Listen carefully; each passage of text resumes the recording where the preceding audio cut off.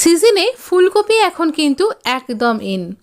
এই ফুলকপি আপনি তো ঝালে ঝোলে যা যা পাচ্ছেন সিঙ্গারায় সব কিছুতেই খেয়েছেন। ফুলকপির পরোটা খেলে কিন্তু ব্রেকফাস্টটা মন্দ হবে না। আজকে আমরা সেই ফুলকপির পরোটা তৈরি করব। এই রকম একটা ফুলকপি নিচ্ছি, গোটা ফুলকপিটাই নিচ্ছি। হ্যাঁ, ডাঁটি দিয়ে ডাঁটা চচ্চড়ি আপনি করে খেতেই পারেন, বা চচ্চড়ির মধ্যে একটু শাক শুদ্ধ পাতা দিতেই পারেন, সেটা অন্য গল্প। কিন্তু আমরা এখানে গোটা ফুলকপিটাকে খুব ভালো করে আগে ধুয়ে নিয়েছি, তারপরে মুছে নিয়েছি। তারপর এই রকম করে আমি এই ফুলগুলোকে আলাদা করছি। যখন আলাদা করছি, এটা যদিও অনেকটা ফাস্ট ফরওয়ার্ডে দেওয়া রয়েছে, তো আমি কিন্তু একটু বেছে নিচ্ছি, দেখে নিচ্ছি যে এতে কোনো পোকা টোকা নেই। তো এবার একটা গ্রেটার নিয়েছি। এই গ্রেটারে যেটা সব থেকে ছোটো জায়গাটা, সেখানটা দিয়ে এই ফুলকপিটা খুবই কচি, তাই এর ডাঁটা ফুল সব শুদ্ধ আমি একটু গ্রেট করে নেব। এই রকমভাবে গ্রেট করবেন, তবে হ্যাঁ সাবধানে করবেন, তাড়াহুড়ো করার কিছু নেই। আমিও আস্তে আস্তেই করেছি, আপনাকে দেখানোর জন্য স্পিডটা বাড়ানো আছে। তো এই রকমভাবে আমরা কিন্তু কচি ডাঁটাগুলোকেও এভাবে গ্রেট করে নিচ্ছি। এতে কোনো অসুবিধা হবে না, সব কিছু কুক হয়ে যাবে আর কোনো কচকচ করে লাগবে না। তবু যদি আপনার মনে হয় যে ডাঁটাটা দেবেন না, ফুলকপিটা একটু একদিনের পুরনো, তাহলে আপনি ডাঁটাটা স্কিপ করতে পারেন। এখানে আটা আর ময়দা দুটো ভাগে এভাবে নিয়েছি। আটা আর ময়দা যদি আপনি ভাগে ভাগে দেন, তাহলে এই বেলবার সময় বারবার আপনি একবার বেললেন আবার সেইটা গুটিয়ে গেল, এই ব্যাপারটা কিন্তু হবে না, আর এটা ব্যালেন্স ক্রিয়েট হবে। তবে হ্যাঁ, আপনি কিন্তু আটার সাথে শুধু আটা দিয়েও করতে পারেন। আমি দিলাম নুন, একটুখানি চিনি দিয়েছি, খেয়াল করেছেন? এটা টেস্টের ব্যালেন্স ক্রিয়েট করবে আর খেতে খুব ভালো হবে। কিন্তু এটা একটুখানি কালো জিরে নাইজেরা সিডস দিলাম, কপি দিচ্ছি, আর একদম নিরামিষ পেঁয়াজ দিচ্ছি না, সেই জন্য একটু হিং অবশ্যই দেব। এটা এইভাবে মেখে নেব, কোনো তেল কিন্তু দিলাম না। এবার এখানে ফুলকপিটা গ্রেট করা হয়ে গেছে, কড়াইটাও গরম হয়ে গেছে, আমি সাদা তেলই দিলাম। আপনি যদি সর্ষের তেল খেতে পছন্দ করেন তাহলে দেবেন, আমি এখানে সর্ষের তেল দিইনি। এবার আমি এখানে একটুখানি ধনে জিরে আর মৌরি দিলাম ফোড়ন হিসাবে। এই ফোড়নটা ক্র্যাকল করবে ততক্ষণ একটু শুকনো লঙ্কাও দিলাম, একটুখানি হিংও দেব। কিন্তু আঁচটা ভুল করে জোর হয়ে গেছিলো, একটু ফোড়নটা পুড়ে গেছে। যাই হোক, এতে স্বাদের হেরফের হয়নি, বরঞ্চ ভাজা মশলা টাইপের একটা গন্ধ এসেছিল। আর এখানে ফুলকপিটা আমি দিয়ে দিলাম। ফুলকপিটাকে যদি আপনি ভেজে রান্না করেন পরোটার পুর হিসাবে, তাহলে দুটো ব্যাপার ঘটবে। প্রথমত জলটা শুকিয়ে যাবে, এক। দুই হচ্ছে ভাজা কপি খেতে কতটা সুন্দর লাগে আপনাকে আমাকে বলে বোঝাতে হবে না, আমাদের বাচ্চারাও সেটা জানে। তো আমি নুন দিলাম, হলুদ দিলাম, আর সামান্য একটু চিনি দিলাম ওই টেস্টের ব্যালেন্সের জন্য। এবার সব কিছুকে ভালো করে নাড়াচাড়া করব কপিটা সেদ্ধ হওয়া পর্যন্ত।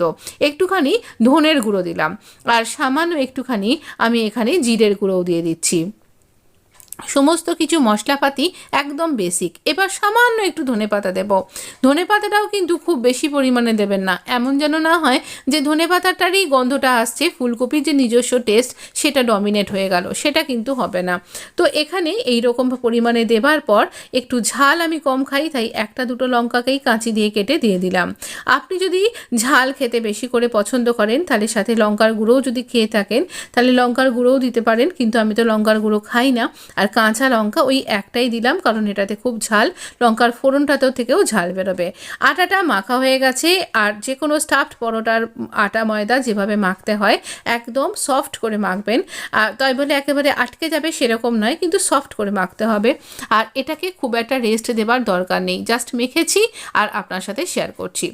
এবার আমরা এখানে এই রকম মিডিয়াম সাইজের করে বল তৈরি করেছি, পরোটার যেরকম একটুখানি গুচিটা বড় হয় সেই রকম।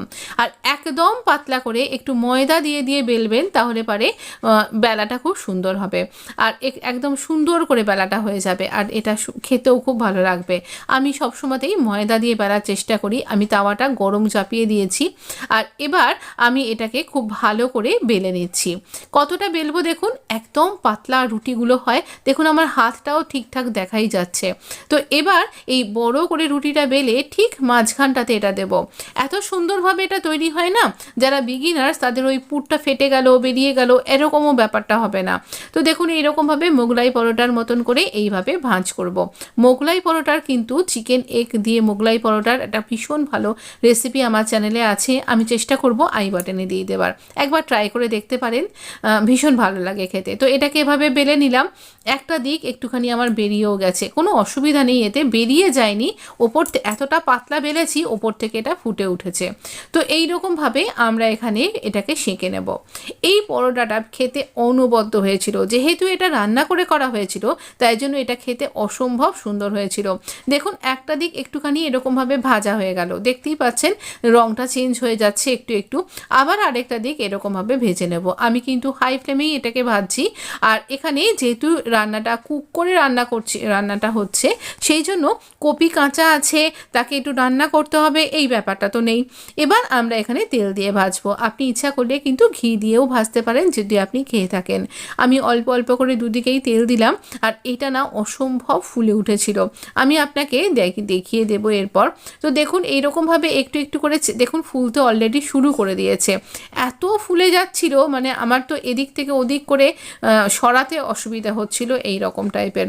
এটা কাঁচা দিলে এতটা হবে কিনা আমি ঠিক জানি না। তো যাই হোক, যখন এরকমভাবে সেঁকছেন দেখুন এরকমভাবে ফুলে উঠেছে। তো এইভাবে আমরা সমস্ত দিক চেপে চেপে একটু সেঁকছি, দেখুন কতটা ফুলছে। এই রকমভাবে ফোলা ফোলা ফুলকপির পরোটা অসম্ভব সুন্দর খেতে হয়। আপনি লাঞ্চ হিসাবে, আপনি ডিনার হিসাবে, কিংবা আপনি লাঞ্চ বক্স বা টিফিন বক্স রেসিপি হিসাবেও এটা সার্ভ করতে পারেন।